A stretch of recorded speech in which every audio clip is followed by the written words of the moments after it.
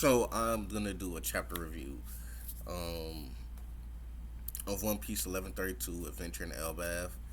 I'm just gonna kind of go through everything that happened in the chapter. Once again, the Straw Hats all split up. I don't really understand the point of splitting them up since the end of Egghead, all the way up to the point where we meet Loki. Nothing really has happened, right? Those are the only two important plot points. Lilith is alive. She also tells us that the rest of the Vegapunks are alive, and then we meet Loki. Everything in between then is kind of like wasted time. Um, and this chapter was very mid, but I will say I did have some enjoyment in the fact that they're all coming back together. Obviously, the enjoyment would be seeing them actually together, but seeing them to come together lets me know that a lot of the running around for the moment has died down. We start with the beginning of the chapter. It's the cover story. I'm not like a huge fan of Yamato like I used to be. Um, I think finally the Odin stuff got to me. I don't really care about this cover story as well. It's not that interesting. It's just like Oda just has ADHD with everything, right? So it's supposed to be about people getting kidnapped in this sword, but it just doesn't seem like it has a lot of cohesion. It's hard to kind of keep track of what's happened, and they're just like randomly showing people from Wano to kind of let us know what they're doing. I don't know. Um, then we go on to see that the Erickson, which I like the ship. I like the giant ship. It's very like classical. It's kind of like what you want to see in One Piece, like pirate esque sailing type things. Uh, and there's a kid. I think his name is Colin. One of Shanks' new Luffy's. He's probably like Luffy 5.7 or something like that. And he's inviting Dorian Broggy to come into the bar to drink, which is like a weird thing for a kid to be asking or requesting. And Dorian Broggy are like no, which I'll get to the first point that I liked about this chapter is we see Dorian Broggy with Luffy's crew, and we see Goldberg and Gerd with the rest of the crew, and they're like questioning Luffy about why he came from the underworld. Obviously, he made some type of deal with Loki, and is now trying to hide it. And Luffy is not that guy. He's not like super smart. He doesn't have like art of the deal, locked into his heart. I just feel like he made a really bad deal with Loki, and we probably won't learn about it for like 3 to 6 months, if not longer. We might not even see Loki for the next 2 or 3 months. And that's really the problem with a lot of One Pieces. It just seems all scattered around. It doesn't seem to be like a cohesive story anymore. If you still get enjoyment from it, that's cool. Just for me personally, I got ADHD myself. I don't want to be distracted by a million different things happening, especially when those things don't really mean anything in the grand scheme. So, but yeah, I like to see Gold and Gerd and Gold are kind of like helping Luffy, right? Like they recognize him instantly, which makes the whole plot point of the crew hiding from them pretty dumb, right? Um, so as well, you have, and this scene kind of got me too with Luffy, just kind of being assaulted by Gerd because it was hard enough for me in Amazon Lily with I forget her name. It's like Alejandro or something like that. That giant Amazon Lily. It was hard enough for me to get through the storyline with her. Gerd, even though she's a Nami clone, I don't believe all One Piece girls are Nami clone, but that's literally just Nami, like with softer expressions. Um, but just the sheer size of her, I kind of couldn't be mad at Road simping after Nami because I was simping at the same time after Gerd. Like just the sheer size of her body. If she was to sit on you, I'm just gonna leave it alone. But we see Gerd go through this really dumb, I guess you'd call it, fight scene where Zoro cuts down a tree and Sanji kicks it over, and he's so blinded by his lust that he falls into the tree, which obviously the tree would have to be falling before he dove. It, what can I say? Like, what can I say about this? It's just not good. It's just not good. It's not good writing. Um, like, I'm just trying this reaction thing. I want to do reactions to other things, but I'm just testing it out on One Piece, and I'm not gonna kiss everybody's ass like most reaction YouTubers do. It's not. It wasn't a good chapter. This wasn't a good moment. Um, but coming from this is pretty interesting the way we see what's his name, Road, being treated. Like, he's being assaulted by his own members. So this makes me think that Road is going to be replaced with another navigator for Hadruden's crew. And just random thoughts popping into my mind. I was like, what if it's Loki? Like, Loki was probably a captain. He probably sold the Grand Line, and he probably had another. He probably needed a giant navigator. So either he had a giant navigator, or he was the navigator of his crew.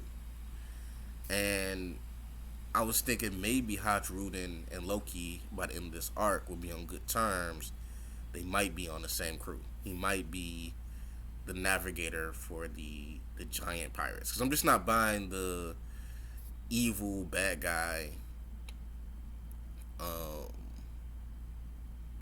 role for him, because he just doesn't have that motivation to really like move the world. Like, he just seems like he wants to fight and destroy and do all the things that he really could be doing on the giant pirate crew, because they're pirates. You know what I mean? They were the scourge of the world. So it seems like he could just be selling with his brother. You know, if they had some type of cohesion as far as like their relationship, it seemed like they could be selling together, because obviously he's not going to destroy the world. I really don't think he's going to be sent to Impel Down or anything like that. So I think he's just going to end up being somewhat of a good guy, you know? Or at least as good as you need to be on the giant pirates crew. I was really fucking with Usopp's beard here. You know, all their outfits are terrible, but they all have their strong points. Like, Sanji's outfit is bad, but he has that like fur cape. I think that's pretty cool. Zoro's outfit is terrible, but I kind of like the goggles. Um, Luffy has a strap going across his chest. I think that's pretty cool. And that's really it. You know, you get to see the crew kind of come together. You kind of see, you know, Elbaf's allegiance with Luffy, because Luffy is pretty much a celebrity here. Not only is Hadruden his subordinate, but Dory and Brogy are his friends. You know, in pretty much the same capacity that they're friends with Shanks, who is seen as boss on the island. Um, so, you know, you kind of get to see that Luffy has clout, even though Usopp is keeping it respectable and trying to make sure that they don't step on Dorian Brogy's toes. It's like, man, you guys are celebrities here. You know what I mean? Like, Hadruden held up Usopp and claimed that he was God. Uh, so, you know, I get kind of excited for that. I didn't need all the dumb things in the chapter, but it's nice to see that Luffy has a strong foundation in this island. Whether he makes it his or not, you know, this is always going to be a safe place for him to be. A place that he could hide out. You know, a place too big for the world government to kind of come and, you know, run ship, so to speak. And that's another cool thing about Elbaf is, you know, when this world tree is so high up, it's probably going to be a safe haven for people if and eventually when the world floods. And we get to another part of the chapter that I liked was the explanation of the geography, because geography is everything. So we have the realm of the dead, realm of the sun, and the realm of heaven, which me personally, I think that represents three different characters, right? Because the realm of the dead, even though Loki is there, it could represent him. I think represents Blackbeard, because his theme is darkness. cold darkness, and then you have the sun, which could be represented by Luffy. And heaven, I don't know. Maybe if you go up into heaven, it's where it's above the clouds. It's really really hard to grasp because apparently they have Sky Island clouds in the realm of the sun, um, which is another reason why I didn't like the rainbow thing because I just couldn't really get the feeling that they were traveling up that high. It's like because you could see the rainbow. It didn't look like it was going, you know, miles up into the atmosphere. But yeah, I think Luffy might represent the sun realm, and then in the heaven realm, I don't know. Maybe if you go up even higher, there's like clouds, more clouds, like you see here, and you get to see like a nail or who would really represent heaven. The heavenly Father, Eroge. So maybe Eroge is up there. We know he's always represented by like the atmosphere high up. Being on Skypiea, being on a land of lightning. Um, I don't know. I think it's just a good bet. He might be up in the heaven realm. Um,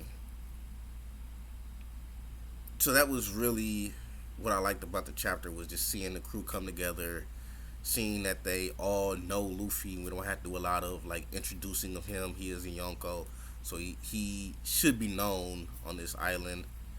He's associated with the island, so he should be known. Another cool thing I think I liked about this chapter. I don't know when it happened, but they mentioned Bink Sake when they were going up the rainbow. So I don't know if Robin said Bink Sake or if Brooke was in the background singing Bink Sake.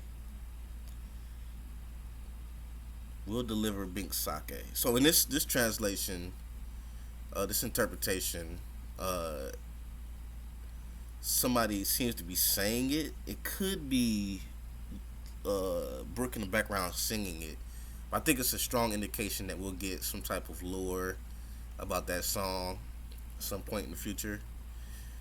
Um, and that's really it. So we get to see this mysterious figure here again after the crew have kind of met up and they're having this like dumb reaction over the rainbow.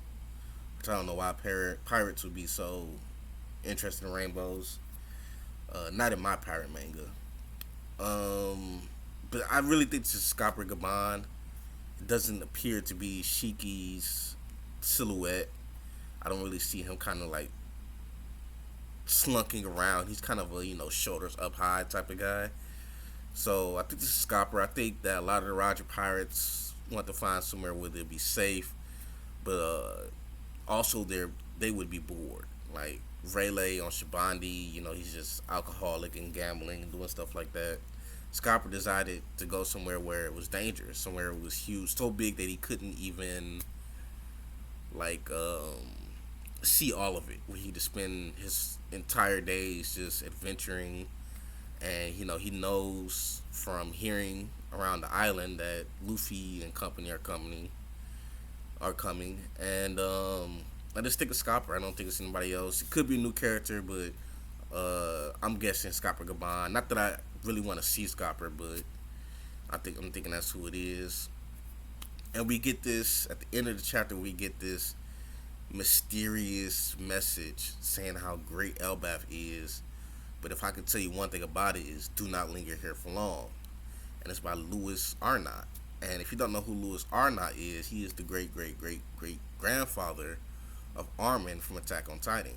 Because as you didn't know, the giants used to be actual people until they I don't know. I don't know how Attack on Titan works, but I just know that they're giants and they eat people. The story's too convoluted. I don't know. Louis Arnott, Armin. I tried to do something. I don't know. But yeah, that's the chapter for me. I think we got a nice lore dump. We got to see everybody kind of come together. It's just a mid chapter. There's nothing in it that's gonna make you excited. Um, that's about it. You know, I want to do other reaction videos, but I'm just doing this to test out the software. You guys let me know if you want to see other reviews by me, and that's it. That's One Piece 1132 Adventure on the Elbaf.